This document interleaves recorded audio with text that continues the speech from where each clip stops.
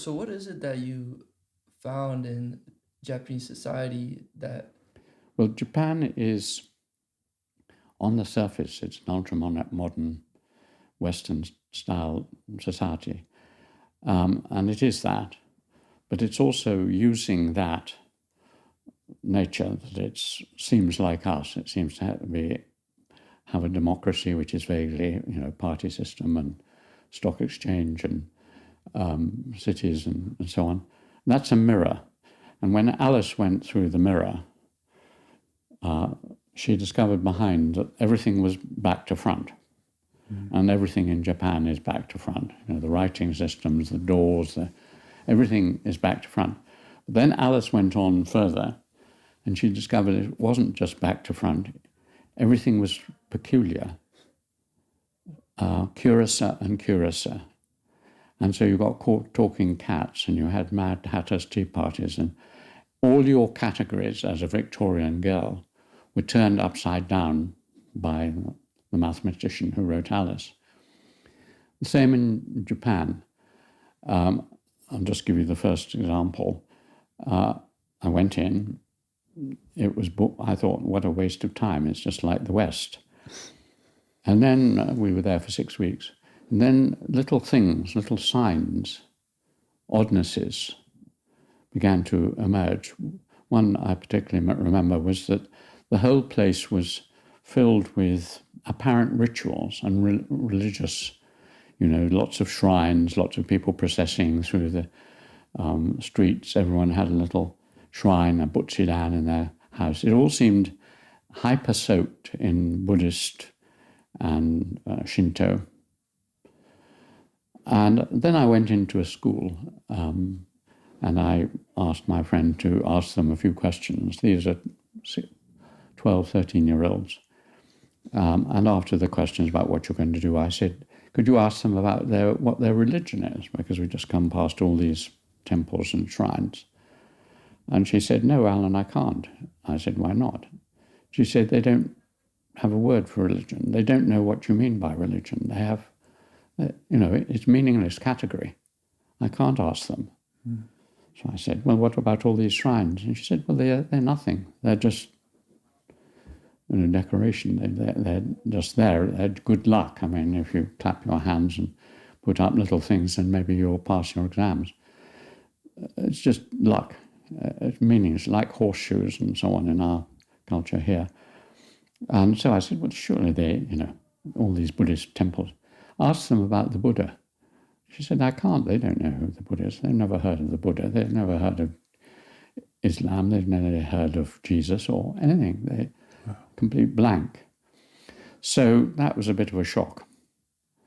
And then gradually, as I went further and saw the fox shrines and went to the great shrine at Issei, when you go into the shrine at Issei, you go through all these wonderful cedar avenues, and then you go in further and further.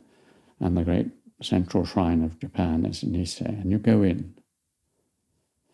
And in the central shrine, there's nothing, just a mirror and maybe a sword or something like that. That's all. You just see yourself. And that's ultimately what Buddhism is about. But when I went to China,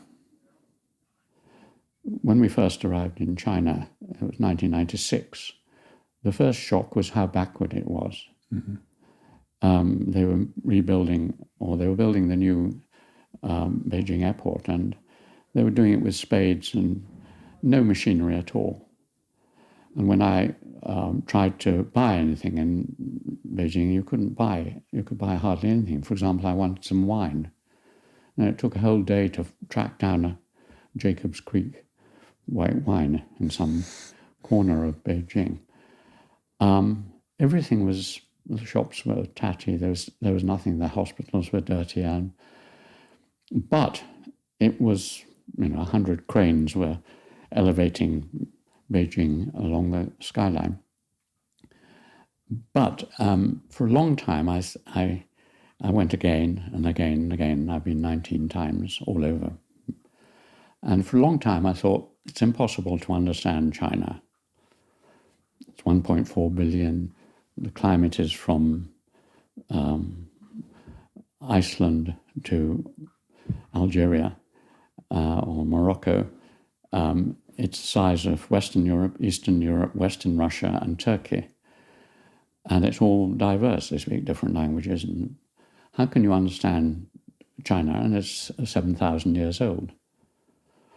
But gradually, as I studied it, I've discovered several things. One is it's difficult to understand because it's so simple.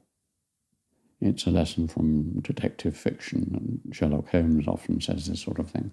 Watson, my dear Watson, you can't see it because it's not complicated. It's too simple for you to see.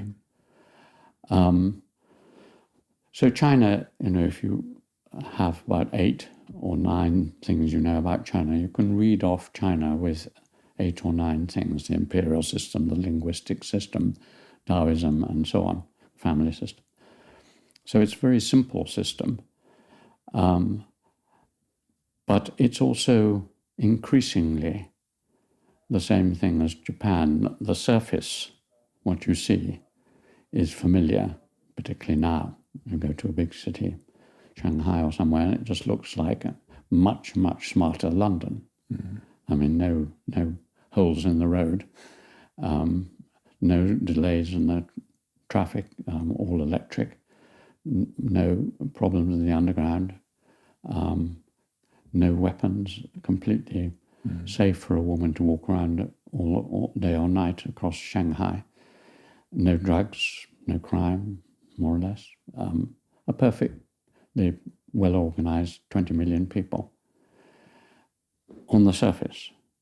Then when you go down, you talk to people and you watch what they're doing, it's the same parallel worlds beginning to open out. So both Japan and China are platform 8 3/4. If you have eyes to see, and once you know what to look out for, you go through the wardrobe or the mirror and you see other worlds which are still powerful and existing and haven't been really shifted for a long time.